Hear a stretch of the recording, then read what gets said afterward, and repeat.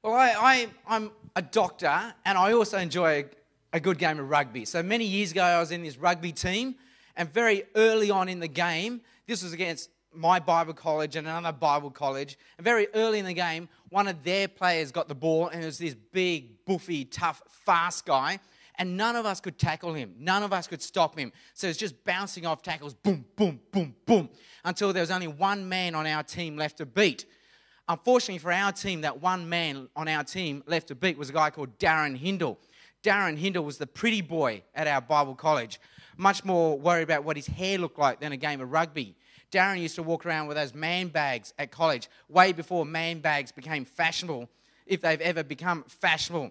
But anyway, so Darren was there. He was the one man left to beat, but he held his ground, and he did it. He pulled off, boom, the try-saving tackle. He brought this man down. But as Darren got up off the ground, he clutched the side of his face, screaming, "My face, my face, my face." Well, I was a doctor, so I walked over nonchalantly towards Darren, as us doctors are trained to do, to walk nonchalantly. So I walked over towards Darren nonchalantly, and I examined the side of his face, and I told him the good news. There was nothing wrong with his face, and he should stop being such a sook, and he should get back out there and play the rest of the game. And so Darren did. He played the rest of the game. But after the game, he went to see a real doctor. And this doctor took an x-ray, and it showed that his cheekbone had been shattered in 3 different places, and he needed an emergency operation that night. So that was bad news for Darren, bad news for me in my medical career. But I'm telling you that story just to ask you, why would you now believe anything I have to say? So why do we believe what we believe in life? I used to also play a lot of rugby, and the reason why I stopped playing rugby, I used to play rugby for my high school and for Sydney Uni, down the lower grades, not the top grades, down the lower grades. And I just stopped playing because I'd keep getting knocked out. I'd always have concussions. And what a concussion feels like is this. You know when you wake up in the morning, and as you wake up, you're not quite sure what day it is. You think, is today a work day, or is today a weekend? Is it Monday, or is it Saturday? And you're slowly coming to, and you work out where you are and what day is.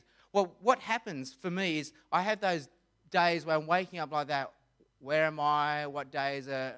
And I come to, and I'm in rugby gear, and then I'm on a rugby field, and there's a rugby game going around me.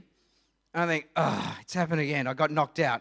And it's just that 20 minutes of the game I don't remember. And now I've got to work out, is it the first half or the second half? Which way are we running? And it's even worse because there'll be times, several times a season, where actually I don't remember the whole game.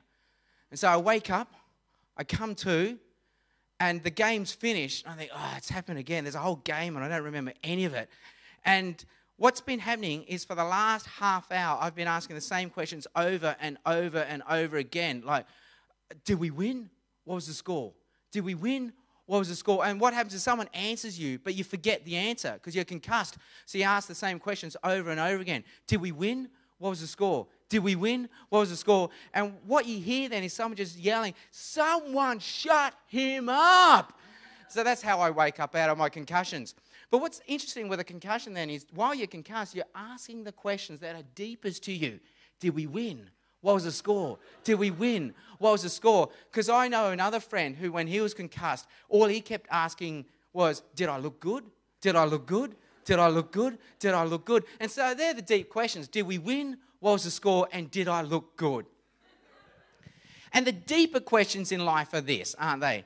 Who am I? Why am I here, and where am I going? And that's what this series is going to look at. Life. Who am I? Why am I here?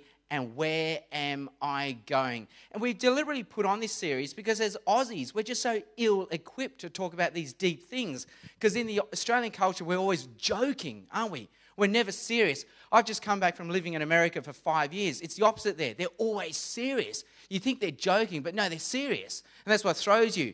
I remember, sorry for all the rugby game references, but there was a rugby game where someone on our team broke his ankle so badly, he was sticking out 90 degrees. We had to stop the game, call the ambulance. The ambulance came in the middle of the field. We took him off, and then all the players on my team came to me and another friend, and they knew we were the only 2 Christians on the side. And so all these guys came to us and then said, do you think you could pray for the guy whose ankle that was just broken? And I went, ha, ha, ha, ha, ha. I thought they were joking. But no, they were serious, and that's the whole problem. And in the Australian culture, we joke when we should be serious. And so it's so hard to talk about these deep questions in life. Who am I? Where am I going? And why am I here? And the Christian answer to these questions is this. Who am I? Why am I here? Where am I going? Is the God story. And this is God's story, that He made us, He made this world for us to enjoy, and He made us to enjoy a loving, warm, personal relationship with us. God is our God and us as His people. But then at some stage, we've all dishonored God, disrespected God, and broken off this relationship. But God wants the relationship to continue, so He sends us His Son, Jesus, who comes to us as a man, one of us.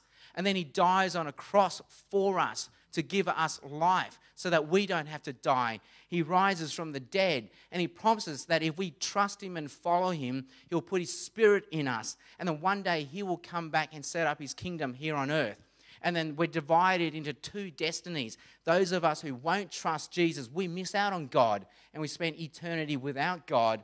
And those of us who trust and follow Jesus, we get the eternity with God and with Jesus. And so that's the Christian answer to those deep life questions. But the problem with the Christian answer is this. It's so good, isn't it? But it's also so unbelievable. It's unbelievably good. It's almost like if I said to you, hey, you won't believe what happened, but last night, these Martians landed in my backyard. A green man came out of a UFO, invited my wife and I into the UFO, took us back to his planet Mars, showed us around, and then brought us back here. And only 1 second of Earth time had gone by. And you're thinking, okay, I find that unbelievable. And yet Christians are trying to do the same thing, aren't they? They're trying to say, hey, there's a God.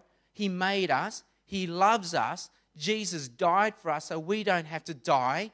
And there will be an eternity with God if we trust and follow Jesus. And there's an eternity without God if we won't trust and follow Jesus. And if we're not used to this story, yeah, it sounds good, but it's also unbelievable. And tonight, what I'm going to do is I'm going to go through 3 very common reasons why we find it hard to believe the Christian story. And then I'm going to end with why we might want to believe the Christian story. So that's what I'm going to do tonight. I'm going to go through 3 very common reasons why we find the Christian story so unbelievable. And then I'm going to go through some reasons why we might want to believe the Christian story.